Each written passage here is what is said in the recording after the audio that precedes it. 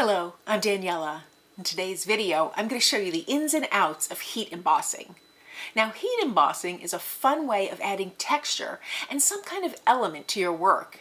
Depending on the embossing powder you use, you can get a metallic effect, or you can get a distressed effect, or an aged effect. It's really fun. It adds a little element, a very thin layer of this little substance, which starts out as powder, and then you melt it, it becomes molten, and it dries.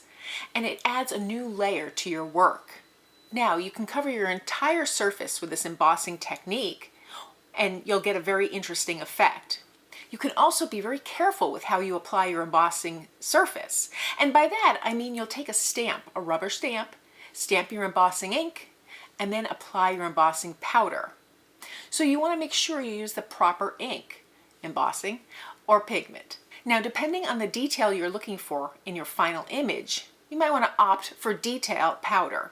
This is just a very fine-grained powder. You can fine your powders for embossing, fine grain all the way to thick, and it produces different results. You can also combine powders, and I'll show you that in the video as well. So let's get started. So these are examples of images that have been heat embossed. So this is the same image from here and here. And I used a stamp. You could use markers or embossing ink. If you use embossing ink, there are a couple of ways you can put the ink, transfer it to your paper where you want to create the image. You can just stamp it. So I stamp it into the ink and then stamp it on my image. And then I cover it with the embossing powder and heat it. I'll show you that step next. But what the embossing powder does once it's melted is it gives a little bit of a texture, and it can give a little sheen, or it can be matte, or it can be crumbly depending on the embossing powder you use. Here is the same embossing ink but different colors powder. So I have the black, the white, and this blue. And depending on the background, it shows up differently, so you get different results. Here's another one that I embossed using a stamp with black powder, and I used another gel printed page or just an acrylic painted page. And here's one where I took an image and just embossed it on plain cardstock, and I can color this in with markers if I want, or colored pencils or crayons. It gives a really nice image. There are some minor tips to learn how to do it, and you can feel a little raised texture. You can't really see too much of a raised texture from the side, but in person it is raised. Now, there's a lot of variation you can get based on the color of the embossing powder and the color of the paper you use. So here's just white cardstock. Here's a black embossing powder, turquoise. This is a gold detail, and you can see that the detail here is a little crisper than on these. This is a holographic, what they call a holographic image. It's kind of glittery, and it feels a little bit more like sand. Here's one that they call white sea foam, and it's very smooth, but it has a little bit of bumps to it. It's not gritty like the glitter one. And here's clear embossing powder that's melted in place. So the white, you can see a little bit of white on white. The holographic one, you get a little bit of a shimmer. The clear one, you get just a little dimension. It's a very subtle effect, and so on. Now, if I'm using black paper, using similar products, the black on black, you get a little sheen. The clear on black, you also get a little sheen. It's kind of hard to tell the difference, even in person. The white on black gives a nice contrast, and the gold on black, if it catches the light, is a little more prevalent than on certain angles. You can also use colored ink with clear embossing powder. And so this is white ink with clear embossing powder. It's not as crisp as the white powder. It gives a much more subtle image, but it is a valuable tool to know that you might want that effect. So let me show you the basics of creating this heat embossed image. So to start with, you'll need your embossing powders. They come in all sorts of colors, all sorts of textures. This one says detail gold. The detail just means it makes finer details than a standard embossing powder. This was an antiquities embossing powder, and it has that little texture. It dries not with a shine, a perfectly glass shine. This is that holographic one. You can see it glitters. And then the clear one looks like white powder, but it's clear. So you just have to check the labels. You can get all sorts of colors and effects. This one looks kind of rust-like, and so on. Here's the black. This is kind of a beautiful blend. You can make your own blends or buy them. It's not a uniform color. I'll show you how I make some blends later on in the video. So I'm going to start by embossing with gold. I think the metallic is quite lovely. So I'll set the remainder aside. The next thing you need is your embossing ink. You can buy markers if you want to write words with them, but I just have an old ink pad here, and I continue to add embossing ink to it just by taking some of the ink and squirting it on the pad and letting it soak in. And then when I use my stamp, by pressing it on the ink pad, I can press it on my paper. Now for paper, you can use cardstock, you can use a book cover, cardboard. I like to use painted paper, but you have a lot of variations. To start with, I'm just going to use a plain little stamp here, a little fleur-de-lis, along with your embossing tool. Now this isn't a hair dryer. It gets up a lot higher in temperature than a hair dryer, and it also doesn't blow as hard. It's very hot with a gentle movement of air. To start with, you're going to want to take your paper and make sure that it doesn't have static. So you can purchase an anti-static little bag, or you can make your own. You can take a sock. This is just some fabric, and I filled it with cornstarch. You could fill it with talcum powder, or you can use a dryer sheet if you have them. And I just brush it along my paper here. This gets rid of any static. So I'll just do it on both here. Because I'm using just a little bit of a thin fabric, just enough of the cornstarch comes through, and it prevents the static, and that prevents the embossing powder from sticking to the paper where there's no embossing fluid. So I just take my stamp it into my embossing ink just to get the stamp covered with the ink, and then I press it onto the paper. You can barely see the piece here stamped. From here, I take my embossing powder and sprinkle it right on my image. Now I like to keep my stamp pad clear of this, so I tuck it away. Then I take a little piece of scrap paper and I shake out my image. Now if it isn't crisp, if there's any areas where there's a little bit of that image, I'll just brush it off with a spare paintbrush. I'll set that aside just for a moment, and I like to return the powder to the jar. And then I set that aside. The next thing you're going to do is turn on your heat tool, and it will take a while to heat to the right temperature so that you get the melting point of this powder. So when I turn this on, it makes a hideous noise. I'll lower the volume so it's not so shrill, and we'll just watch it melt.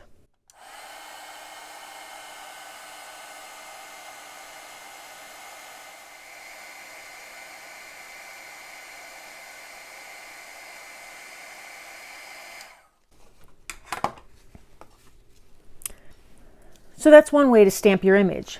If you don't get a clean impression with your ink, you only get part of the image. In certain cases, this can be desirable because it's a very interesting effect. It's kind of worn and rustic. Here I have some silver powder. We'll try the same thing. We'll see if we can't get a better effect. Do the same procedure. Stamp my image.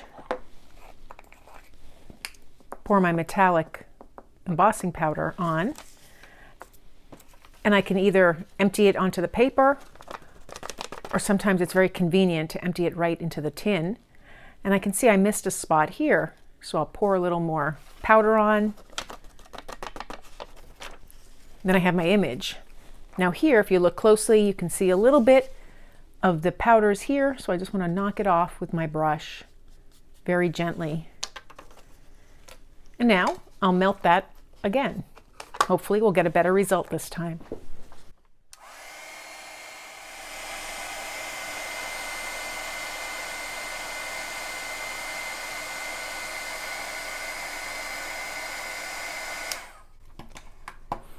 And you could see how this melts differently. Now, it could be difference in embossing powder. This could be a little thicker. This could be a little older. Maybe some moisture got into the powder. But it's a very beautiful result. Now, if I wanted to stamp onto this paper, I'd use the same procedure. But if I wanted to make the embossed image have a very different look, for example, on these, I combined embossing powders. With this image, I stamped it with embossing fluid, and then I poured the rust embossing powder on the sides and copper in here, and then I melted it. So I got a very nice variation.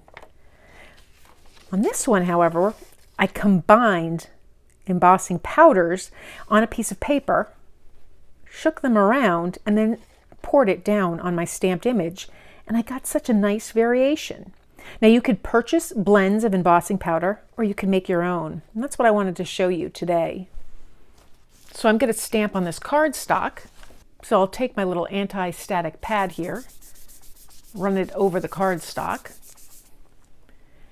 And now on this paper, I'm just going to make a little bit of a blend. I have these three colors here. This old gold, which has a little bit of shimmer. So I'll just sprinkle that down. A little of this holographic powder, which is kind of a clear powder. And this beautiful turquoise, kind of a blue. And now I can just blend it as much as I want. I can blend it thoroughly, or just move it around so I get a little variation. So it's kind of interesting. You really play around with that. Then I'll take this stamp. This is just a bunch of circles.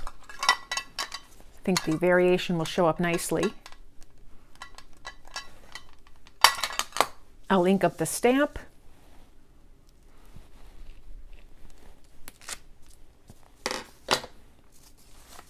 Press it on. And now I'm just going to pour that blend everywhere.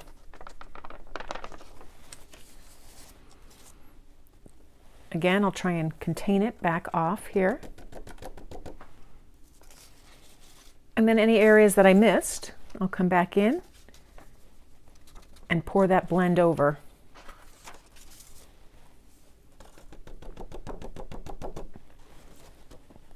So now I'll take my brush, tap it, and I'll save this blend in a small little jar so that I can use it in the future. And now when I melt it, we'll see what kind of results I get.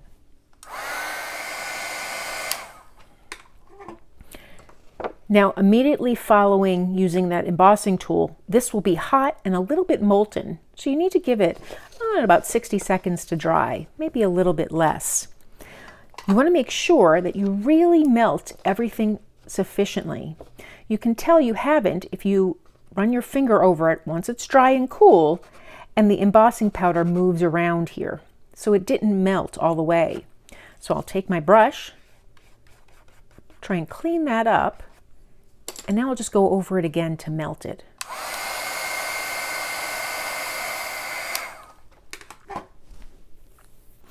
Now, different embossing powders react differently to the heat. Some melt very quickly, some take a while to melt.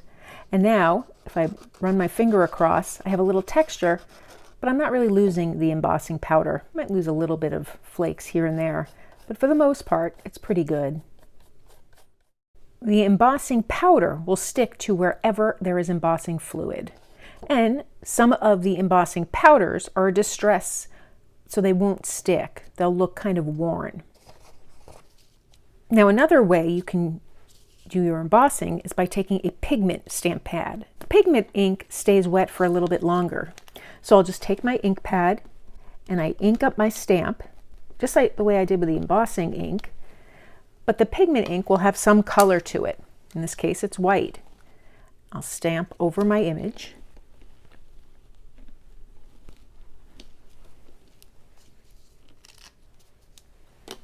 And because I use the white ink, I think I'll use my seafoam white powder. So I'll pour this over.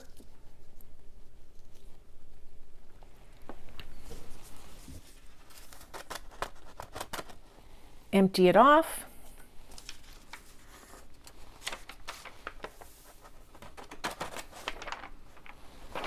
return it to the jar, and now I can melt my powder here.